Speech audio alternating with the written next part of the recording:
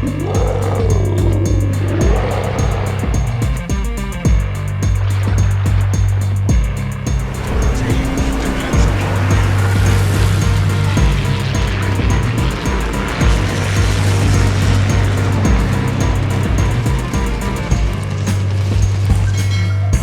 is the Haida, a Tier 7 premium Commonwealth destroyer.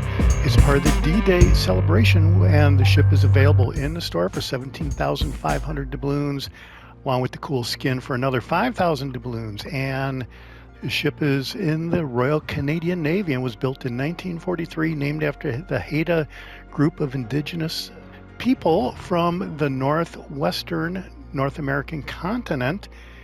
And the ship has very quick reloading guns, smoke, sonar, torpedo reload booster. Ship is pretty cool.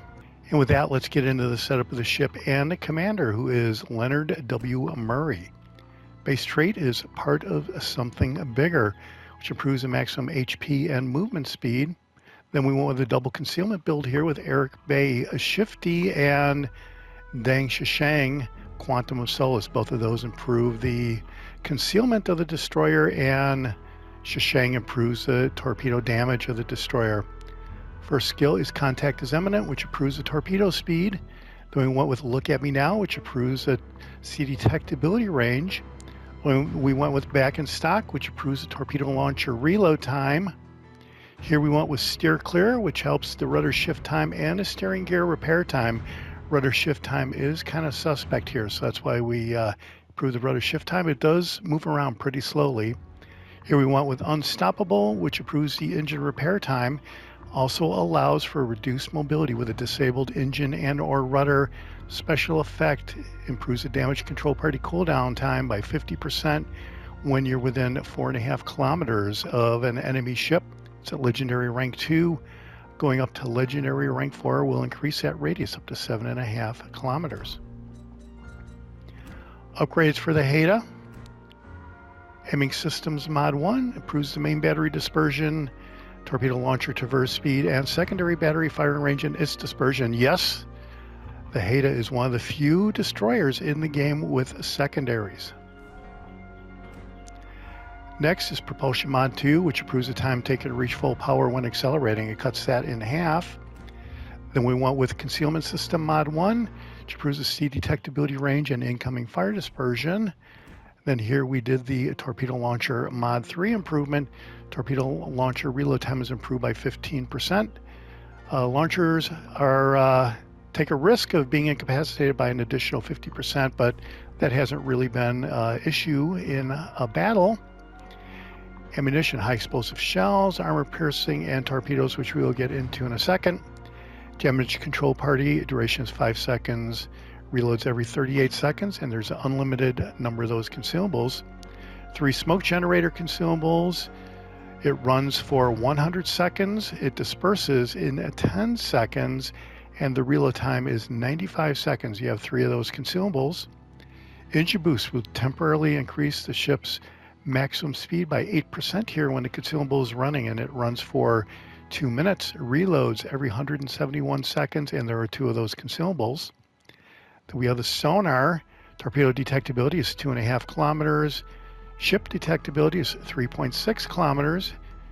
Sonar runs for 3 minutes. Reloads every 142 seconds, and there's 2 of those consumables.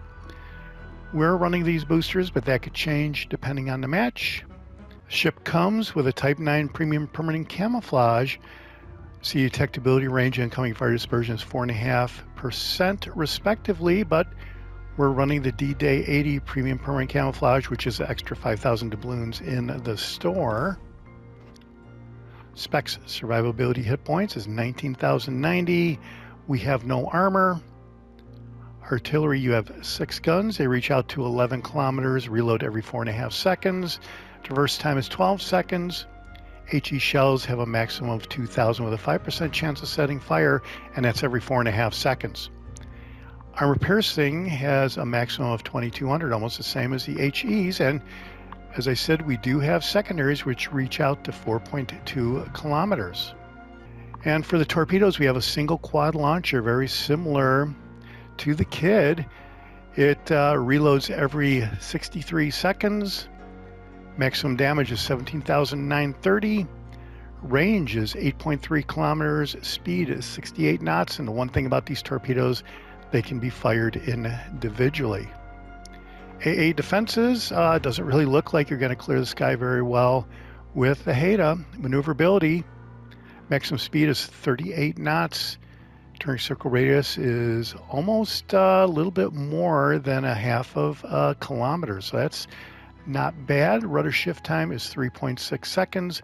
Concealment, 5 kilometers range by sea. Range by air is 2.8 and 2.4 if you're firing in the smoke. Armor, whatever you do, do not get hit. Overview, hidden. The ship has good concealment, and it means the ship can get closer to enemies before being detected. Sequential, torpedoes can be launched one by one, as I said, and it does have an extended smoke screen duration. All right, so then the Haida is a tribal class destroyer built for the Royal Canadian Navy. In contrast to British ships of the series that were commissioned before the beginning of World War II, she had stronger AA defenses installed in place of one of the main battery mounts. Entered service in 1943, and there was a whopping 27 ships in the series. All right, well, that's it for the setup of the ship and the commander. Let's go out in a standard battle and check out a highlight. All right, here we go. We are in the Atlantic. We are heading over toward A. Few destroyers on each side. 4 cruisers and 2 battleships. So, yeah, this boat is not exactly like the Kidd, because even though it only has 1 quad launcher, you can fire the torpedoes one at a time, and that makes a little bit of a difference. But it is a pretty good gunboat, so we are going to be expecting big things against the opposing destroyers, unless, of course, we run into that Friesland on the other team, and that is never a good time when you run into a Friesland. But we are coming up here, and we're going to look around. It doesn't look like there's anybody in our detection range, so we are going to come up here and look to capture A.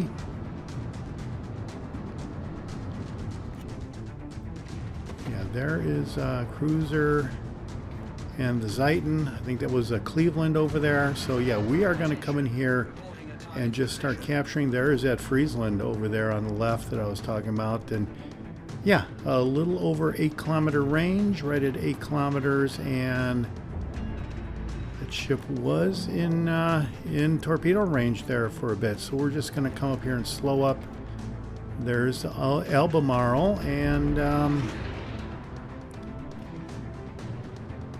yeah, the intercept point on the torpedoes went past the island, so I'm not going to waste my time there. He doesn't really seem interested to come in here and try to defend the base or challenge the base. So there, I'm firing 2 single torpedoes at the Zieten, and I'm moving around a little bit to adjust my aim. And now someone came in and challenged for the base. I'm sure that's that destroyer over there where the smoke is. And there it is, a Kagero.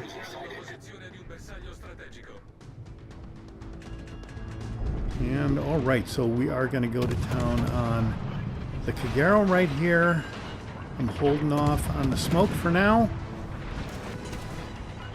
And yeah, with a really quick reload, and the Zieten did get hit with one of the torpedoes there, so that is awesome. He's turning away, turning out, and yeah, with the really quick reload, that Kagero doesn't have much of a chance. See if we can get him. We did get him. 23 main gun hits already, and we easily evade those torpedoes. So yeah, there you go. I'm not much of a destroyer gunboat player, but when you have to do it, you have to do it. So yeah, this destroyer is mostly a gunboat. But just like literally any ship in the game, there are matches where you can do good. Whether you can do good all the time is another matter completely, but that's where the player skill, I guess, comes into play. And yeah, the better players have better situational awareness. A lot of times I do not. And hey, at least I know about it and I'm trying to deal with it. But we are sizing up this Cleveland right here. We are reloaded, so we're going to let those torpedoes go. And let's see if we can get a hit here. Yeah, smoke started and we hit the island, so we are still concealed. And yeah, let's see if he what he's going to do here. I don't think the Cleveland has a radar. And whoa, I thought I was going to get a hit right there. So smoke screen doesn't last very long, but we are going to try to take this guy out with some of these really quick reloading guns. This is pretty bad right here. We are stuck on the island. Let's hope we can take him out. And our teammate takes him out. So there you go. We have 1,000 hit points left. So this isn't very many hit points at all. So now we're trying to unlodge ourselves from the island, and there we are starting to go. But yeah, no heal booster here, so or no heal consumable. And what that means is we have to survive the rest of the match, the rest of the 9 minutes with 1,000 XP. So if we run into anything like the Friesland, we are pretty much done with the Friesland's 2-second main gun reload. So we're going to sit here and we are going to take the base. Yeah, all right. So now that we've captured the base, we're going to power up and head toward B. Yeah, so the teams are pretty even right here, and I did not go into B because for sure if there is a destroyer in there, the only one left is the Friesland, so he will easily wipe me out if we ever come in contact.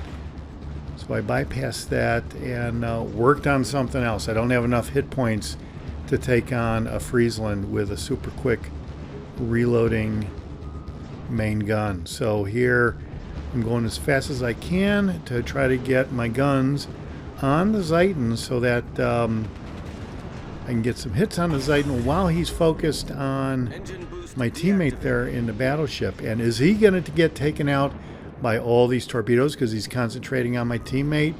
It looks like he does. So there you go. 12,000 XP damage on the Zieten, and he is gone. So a big time gunboat, and the torpedoes still can do some pretty good damage as well.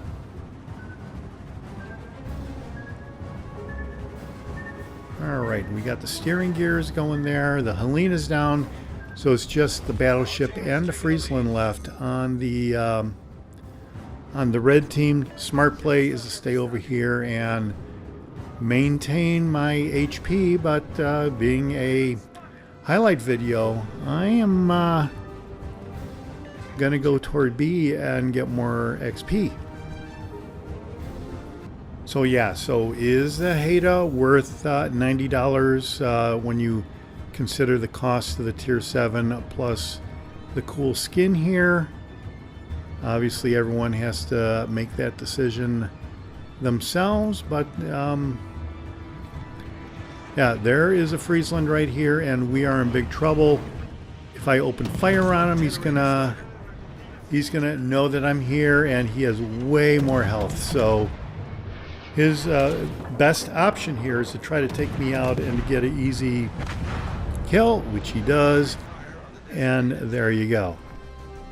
All right, well, that was a big time victory in the Atlantic for the Haida with Leonard W. Murray commanding. Over 600,000 silver credits we earned, 41,000 total damage performance there on 46 main gun hits. So yeah, this is a big time gunboat. 2 torpedo hits, and one of those torpedoes did get that Zieten that we saw earlier. 2 destroyed ships, a fire, a flooding, captured flag. We detected a few ships, etc., etc. Let's see how we did on the team result. All right, 2,400 XP. That is awesome, but look at that. The team did so good that ended up in 4th place with 2,400 XP. You probably don't see that every day. And we had an AFK player in the Friesland on the blue team. Check that out. So, yeah, big time match there on the Vittorio Veneto player. 2,700. That is awesome. And that is it for my look at the Haida with Leonard W. Murray commanding. If nothing else, you got to see a little bit about the ship. It is a big time gunboat, and you can do some torpedo damage as well. Ship's available in the store for 17,500 doubloons. The skin is an extra 5,000. If you think that's what you want to do, go ahead and let me know what you think down below. This is the Jaguar, and I'll see you on the high seas. Thanks for watching, and subscribe if you like it.